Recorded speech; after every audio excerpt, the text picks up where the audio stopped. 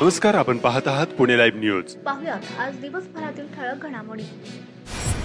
7 वर्षांपूर्वी दरोडा टाकून बलात्कार केल्याच्या आरोपावरून पोलिसांनी अटक केलेल्या संजय पंडित भोसले, राहणार कोळगाव शिवार, तालुका श्रीगोंदा, जिल्हा नगर या आरोपीला खेड राजगुरुनगर येथील सत्र न्यायालयाचे न्यायाधीश SP पॉल यांनी 7 वर्षे कारावासाची शिक्षा शुक्रवारी दिनांक 4 ऑक्टोबर रोजी सुनावली आहे. खेड विभागाचे उपविभागीय पोलीस अधिकारी अमोल मांडवे यांच्या मार्गदर्शनाखाली पोलीस पथकाने न्यायालयीन काम पाहिलं होतं. मनसर पोलीस ठाण्याच्या कार्यक्षेत्रात असलेल्या एका गावात 6 डिसेंबर 2018 रोजी 2:30 ते 4:30 या वेळेत 3 चोरट्यांनी पीडित राहत असलेल्या घरात प्रवेश केला. चाकूचा धाक दाखवून त्यापैकी एका आरोपीने महिलेच्या गुप्त भागावर दुखापत करत बलात्कार करून पीडितेच्या अंगावरील सोन्याचे दागिने जबरदस्तीने करून चोरून नेले. या गुन्ह्याचा तपास त्यावेळेचे कर्तव्यदक्ष पोलीस निरीक्षक प्रकाश धस यांनी केला. एका आरोपीला अटक करून त्याची ओळख परेड घेतली. फिर्यादीने आरोपी संजय भोसले याला ओळखले. त्यानंतर आरोपी विरुद्ध सत्र न्यायालयाने राजगुरुनगर या ठिकाणी दोषारोपपत्र दाखल केले. 9 साक्षीदार तपासण्यात आले. फिर्यादी साक्ष व भौतिक पुराव्याच्या आधारे आरोपी सत्र न्यायाधीश SP पॉल यांनी या गुन्ह्यात आरोपी दोषी असल्याचे सांगून एकूण 7 वर्षे सश्रम कारावासाची शिक्षा सुनावली. आखरवाडी तालुका खेड येथील गावठाणातील पुलाचे पूर्व बाजूकडील अस्तरीकरण झालेले आहे. सदर अस्तरीकरणाच्या पूर्व बाजूकडील कॅनॉलमध्ये गळती मोठ्या प्रमाणात होत आहे. तसेच पुलाकडील पश्चिम बाजूकडील कालव्यातून सुद्धा गळती होत आहे. या गळतीमुळे कॅनॉलच्या आजूबाजूकडील शेतकऱ्यांचे प्रचंड नुकसान होऊन शेती नापीक होण्याच्या मार्गावर आहे. अगोदरच पावसामुळे पिकांचे प्रचंड नुकसान होऊन शेतकऱ्यांचे कंबरडे मोडलेले आहे. त्यातच कॅनॉलच्या गळतीमुळे कालव्याचे आजूबाजूकडील जमिनी जलमय होऊन शेतकऱ्यांचे प्रचंड नुकसान होत आहे. आखरवाडी येथील चासकमान डाव्या कालव्याची गळती बंद करण्याची मागणी स्थानिक शेतकरी करत आहेत. चाकण पालिकेला मोठ्या प्रमाणावर निधी उपलब्ध होत आहे. मात्र अनेक विकास कामे करून देखील नागरिकांच्या उपयोगी पडत नसल्याची स्थिती निर्माण झाली आहे. केवळ ठेकेदार मंडळींची बिले निघावीत म्हणून कामे करण्यात येत आहेत. चाकण पोलीस स्टेशनजवळील शौचालय 25 लाख रुपये खर्चून उभारण्यात आले आहे. मात्र ते आज तागायत सुरू होऊ शकले नाही.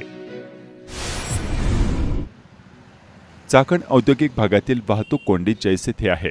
शनिवारी 5 ऑक्टोबर रोजी रोहकल फाटा ते एकता नगर भागात वाहनाच्या अशा लांब रांगा लागल्या होत्या. राजगुरुनगर शहर परिसरातील चांडोली ग्रामपंचायतच्या सरपंच सुनीता चेतन सावंत यांनी राजीनामा दिल्यानंतर ग्रामपंचायतीच्या सदस्यांनी सर्वानुमते ठरल्याप्रमाणे सरपंच पदाच्या झालेल्या निवडणुकीत एकमताने प्रिया नवनाथ पवळे यांची सरपंच म्हणून निवड करण्यात आली आहे. सर्वत्र नवरात्रोत्सव मोठ्या उत्साहात सुरू झाला आहे. शालेय स्तरावरील भोंडला आणि रास दांडिया कार्यक्रम आयोजित करण्यात येत आहे. शिक्षक शिक्षिका विद्यार्थ्यांमध्ये सहभागी होऊन गरब्याचा आनंद लुटत असल्याचं चित्र राजगुरुनगर येथील जिल्हा परिषदेच्या शाळेत पाहावयास मिळत आहे.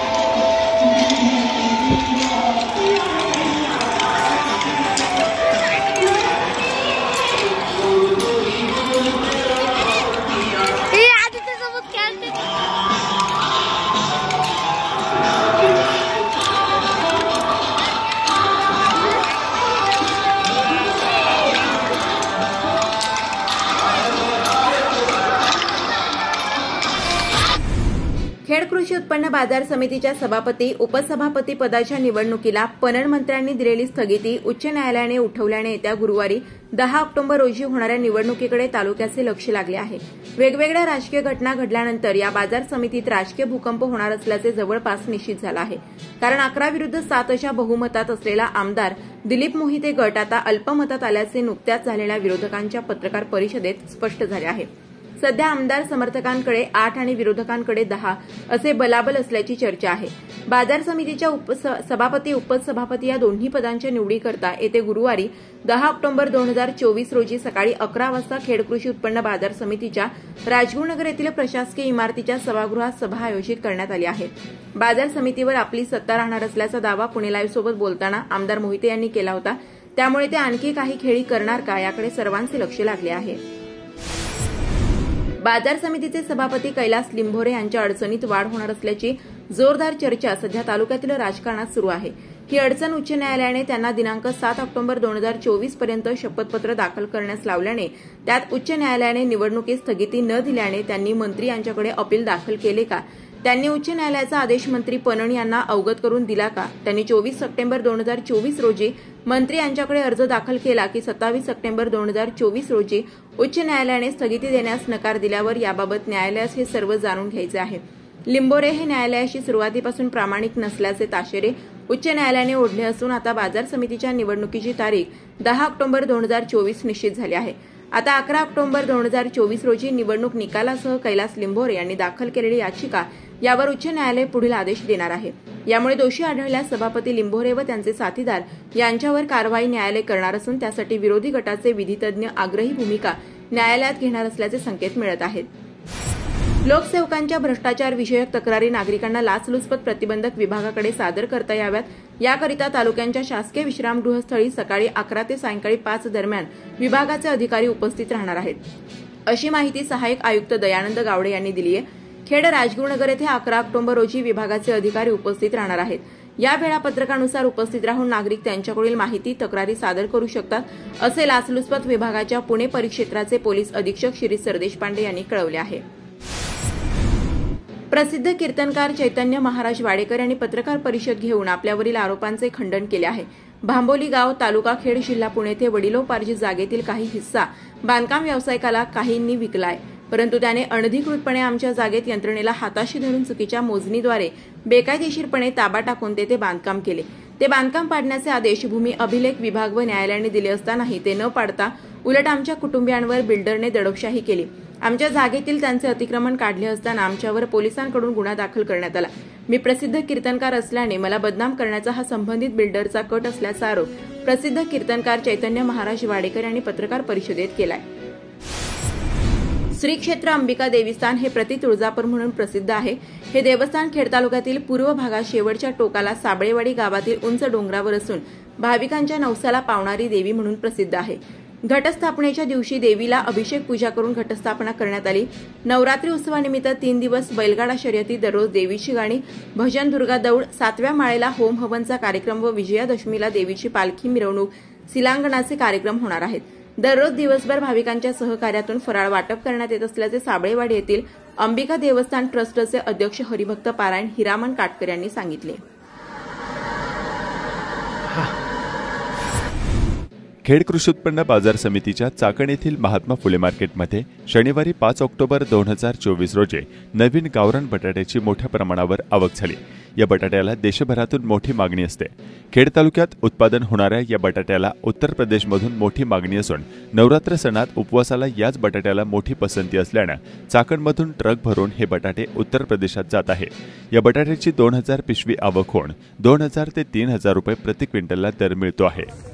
कृषी उत्पन्न बाजार समिती महात्मा फुले मार्केटमध्ये आज शनिवारी आपल्या तालुक्यातलेच तळेगाव बटाटे म्हणजे त्यातल्या त्यात ज्योतीचा प्रकार त्या बटाट्याची चांगल्या प्रमाणात आवक झालेली आहे। याचे बाजारभाव 22 रुपयापासून तर 30 रुपयापर्यंत ते बटाटे खपलेले आहेत आणि या बटाट्याची मागणी जास्त करून उत्तर प्रदेशमध्ये बरेली या ठिकाणी नवरात्रीचा उत्सव असल्यामुळे उपवासाला या बटाट्याला चांगल्या प्रकारात मागणी आहे आणि हे आपल्या तालुक्यातलेच, पण ह्या वर्षी जास्त पावसामुळे उतार्यामध्ये घट झालेली आहे, त्यामुळे शेतकऱ्याला या बटाट्यामध्ये न परवडण्याजोगं आहे।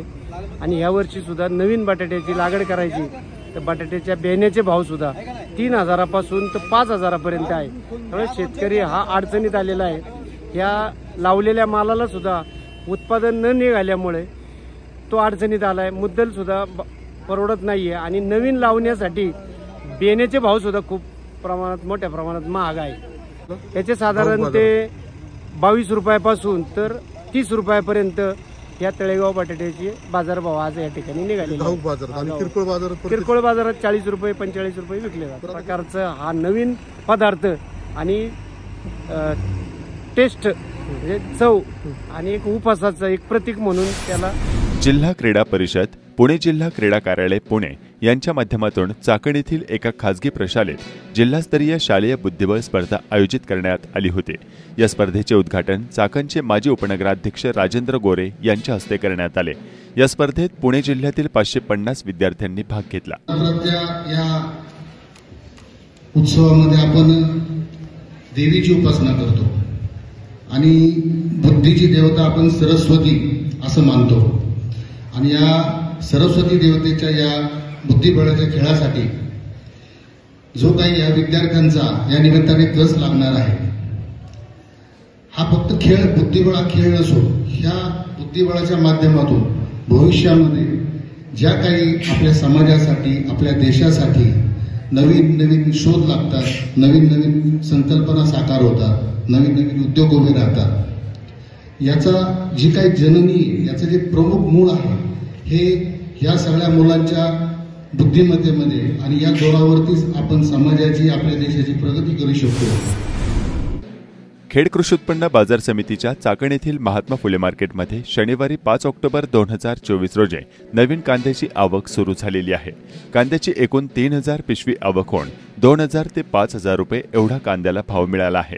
दिनांक 5 ऑक्टोबर 2024 रोजी महात्मा फुले मार्केट यार्ड चाकण या ठिकाणी नवीन कांद्याची आवक या ठिकाणी झालेली असून साधारण 1000 पिशवी म्हणजे 500 क्विंटलची कांद्याची आवक झालेली असून बाजारभाव 2000 रुपयापासून 3000 रुपयापर्यंत नवीन कांद्याचे बाजारभाव झालेले आहेत. तसेच जुना कांदा या ठिकाणी 2000 पिशव्यांची आवक झालेली असून 1000 क्विंटल जुना कांदा या ठिकाणी आपल्याकडं उपलब्ध झालेला आहे आणि त्याचे बाजारभाव साधारण 3000 ते 5000 रुपयापर्यंत बाजारभाव स्थिरावलेले आहेत.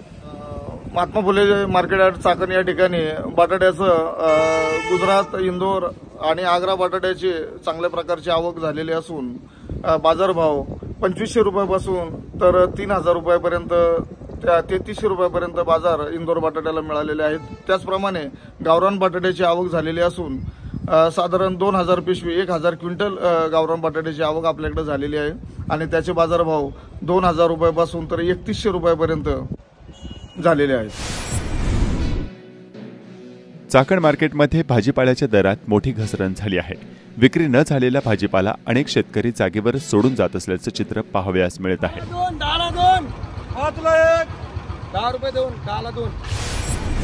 आकाश डोळस यांची महाराष्ट्र औद्योगिक जनरल कामगार सुरक्षा रक्षक युनियनच्या संपर्क प्रमुखपदी निवड करण्यात आली.